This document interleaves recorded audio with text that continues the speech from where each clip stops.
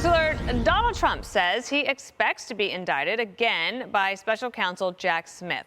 Just moments ago, the former president writing on Truth Social this: I hear that deranged Jack Smith, in order to interfere with the presidential election of 2024, will be putting out yet another fake indictment of your favorite president, me, at 5 p.m.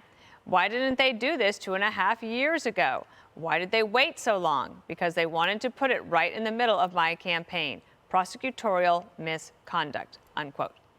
The grand jury who will decide on whether or not to indict Trump over alleged election interference, they met earlier today. So Griff Jenkins, he's outside the D.C. courthouse where they were meeting. And Griff, can you give us your report? What did you see? Hey, Dana, good afternoon. And obviously that Truth Social post was made by the former president at 4:41, saying that there was going to be this 5 o'clock news. We have not yet seen that, but we have been watching here outside the courthouse all day long about whether or not we could see indictments come. And the security around this courthouse did pick up. Noticeably, the first thing we noticed this morning when we came here, Dana, was the Federal Protective Service put some patrol cars out in front of the courthouse, still here behind me. The grand jury, as you mentioned, came and met today. Slowly, they trickled all afternoon out. We believe it appears they're gone for the day. So we're really watching and waiting. But if you go back to when we first began to really watch closely, it was when that target letter on July 16th went to Trump's attorneys. Our sources telling us in that target letter, there were about 3 areas that the source said that the president could possibly be charged on. One was deprivation of rights under color of law pertaining to civil rights charges of sorts, along with the conspiracy to commit offense or defraud the U.S. and a third area of charges that could include witness tampering. We don't know if there's even going to be an indictment or what's in there. This is just what we know was the nature of the target letter, which, as you know, typically leads us to a possible indictment. Now, we were really on high alert last Thursday out here because we knew that Trump's attorneys met with Jack Smith and his counsel at Jack Smith's office. Nothing came Thursday afternoon, Friday over the weekend. Now, here we are on Tuesday afternoon with the former president saying he expects a press conference that will make an announcement of these indictment charges. We can't confirm that. We're just watching and waiting, Dana. Okay, thank you for setting this stage for us. Let's get to David Spun. He's at the Department of Justice. We're going to talk to you, and then we'll take it around the table here. Hi, David. Hi, Dana. Hi, everyone. Listen, we are waiting for some sense of news from the Department of Justice. Nothing from special counsel Jack Smith, who's obviously attached to the Department of Justice, waiting to get that information. But if the former president is correct and he is indicted, this would mark his 3rd indictment, and there could possibly be a 4th indictment. That's down in Georgia. That's a state charge being run by the Fulton County prosecutor, Fani Willis. She's gone on the record, Dana and everyone at the table, multiple times, in fact, giving a television interview recently saying that her office is ready to go. That would be that's an investigation relating to the conversation that the former president had on the phone, on tape, with Brad Raffensperger, the Georgia Secretary of State, shortly after the election, saying that he needed Raffensperger to find some 11,000 votes. So we're looking to see what happens here with Jack Smith, to see if the former president is indeed indicted, as he says. And we're also looking to see what happens in Georgia in the next few weeks. Willis has gone on the record to say that everything would be done, whatever everything means, by September 4th. So right now we watch and we wait. But clearly there is news brewing on both fronts. Dana. David Spun, thank you. And it's interesting, Jesse, like President Trump is so media adept. And so it's interesting to watch. Like, he can put out a little post or a little tweet, whatever it is, or a little, whatever method he's using, and the media runs to it. This does seem like it might be happening perhaps tonight. He's front running it. We don't know anything. I don't know where Jack Smith is. We were said he was supposed to come out at 5. I don't know where he is. I don't know. If you don't think this is political, look at this. On March 17th, Hunter accidentally admits his laptop is his, the day after Trump gets a notice that he's going to be indicted. June 8th, the FBI document drops that Biden took a $5 million bribe. The next day, June 9th, Mar-a-Lago indictment. July 31st, Devin Archer testifies that Joe was on the phone with the Hunter business partners. One day later, August 1st, Trump, January 6th indictment. So this is all coordinated. I've looked at these charges they said they're going to hit him with. One of these charges is conspiracy to make a false statement. It's a crime for a government official to make a false statement when they knew the statement was false.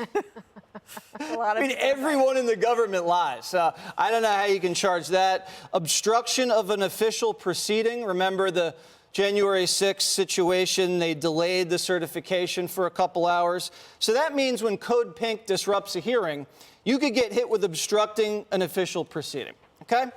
Then you have witness tampering. This says it is illegal to contact anybody before they testify before Congress. You're saying the Democrats never talked to any witness before they testified in front of a congressional hearing? Come on. These other charges, I don't know, deprivation of rights, I don't know. That looks like a very warped charge, conspiracy to defraud. We'll see what they come out with. Who knows? I do know Trump's tied with Biden.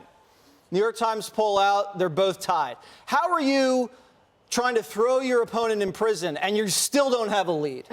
How is that possible? And Joe Biden's at 39%. Yeah. Greatest economy in the world, and he's tied. Now, if Biden is tied with Donald Trump, statistically, he loses the election. Joe Biden or any Democrat has to be ahead of Donald Trump, a Republican, by at least 2 to 3 percentage points nationally because of the Electoral College. So he loses right now. Donald Trump is currently winning this election if it was held today, according to the New York Times. Now, what's going to happen is you're going to have impeachment. I believe you're going to have the inquiry in the fall. You're going to have impeachment going into 2024. Contrast it against Trump's federal court cases in 2024. So both guys are going to be going haywire, and you know the American people are going to be like, "Oh my goodness." The lawyers are going to make a lot of money, of course, as they always do. For sure. You know how I feel about lawyers. I know how you feel, Jessica. How did the Democrats take that New York Times poll today that showed 43-43 tied Biden-Trump? Well, we wet the bed. As is our practice. I think it's important. So first of all, there are a bunch of other polls that do have Biden up now. He used to be down in the Real Clear Politics average. Now he's up on average. But the New York Times Siena poll is a very reputable poll, and it had a lot of components to it that are quite startling for Democrats, like the gains that Trump has made amongst black voters, black men, I should point out, not black women, and with Latinos. The edge for Joe Biden was basically nil, right? It was 3 points, I think. Now, this happens frequently. We talked about this going into the midterms. There was all that discussion that, the Democrats are going to lose Latino voters, and then that isn't what happened at all. But you have to play every day like it's the most important day of your life. You can't take any constituency for granted. Is that what he's doing at the beach? No, that's not. You're pro-vacation. But I am pro-vacation. Yeah, I want the government to go on vacation. I would like one, too. Just a little bit about the indictment, though. Listening to what Jesse said, I completely understand the fact that there are a lot of people who feel that way. When you look at the fact that Trump is tied with Biden right now, and he's, quad-indicted by middle of August, we'd expect. Quad-indicted. Yeah, well, that's what we're calling it. I don't know what else to say. But there are some incredibly important facts that have come out about the January 6th case.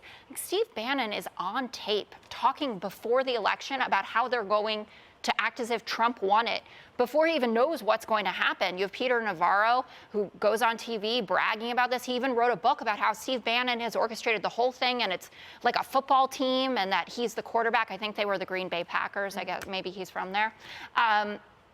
That's disturbing. And deprivation of rights is about nullifying people's constitutional right to be able to vote and have their vote counted. And this idea of minimizing January 6th down to Code Pink screaming about abortion rights or whatever in the atrium and what happened on January 6th is not going to fly with a majority of Americans. Well, so indulge the FBI. The FBI deprived people of rights when they covered up the laptop, or the CIA, who finagled the laptop. You know what I'm talking about. No, that's corruption before the election, and that denies people of rights. Having a story, a New York Post story, taken down for 24 hours, and what happened on January 6th are so utterly incomparable. I'm actually shocked at you. Would it change the election? I expect your mother will text me. You're not shocked. Greg, we actually don't know if there's going to be a press conference. We don't know if there's going to be an indictment, but I mean, something's going on. It's just like old times, right? slow news, and all of a sudden Trump tweets, or in this case, truths, and we got an A block. If they're not careful, they will reelect Trump. I swear. I mean, if Trump were Popeye, indictments and impeachments, they're the spinach. I know that you said that what happened on January 6th is disturbing, but disturbing isn't illegal. If it were, I would get the chair. But I mean, there's nothing, I think for me, there's nothing that will ever be more offensive, disturbing than the riots, the Antifa riots and the BLM riots, and we got nothing. So I think that that's why the indictments on Trump and the impeachments, they feel like a political prosecution, a political persecution. And that's why it makes him stronger. It's going to make him even more of a folk hero than he already is. And like Jesse says, I mean, the timing is always so convenient. It's and it's just a coincidence, of course, because. But it does raise one question. Why do all the coincidences only break in one direction? Like, there's never, it's like something good happens, something bad happens to the Democrats, and, and then somebody saves them. That never happens to the Republicans, right? It never breaks in the direction. It only goes in one direction, in one way. We investigate and punish Republicans, and you take it. If the Republicans try to investigate a Democrat, you still get punished, and you will take it. And now, I mean, what politics is, it's lawyers versus lawyers. Yeah. This is what politics is now. I don't even know, you don't need pollsters anymore. You don't need anybody. You don't need votes. Just put the lawyers against the lawyers. So now you hope your team, Republicans or Democrats, have the best lawyers so they can go after the other guy. But it feels like the Republicans don't. It never feels like they have the best lawyers in this. It's like they got them off the Clinton impeachment. Well, that was a long time ago. Well, but those guys are still around. That's Bill Barr and all the elves. Now they're on the Supreme Court.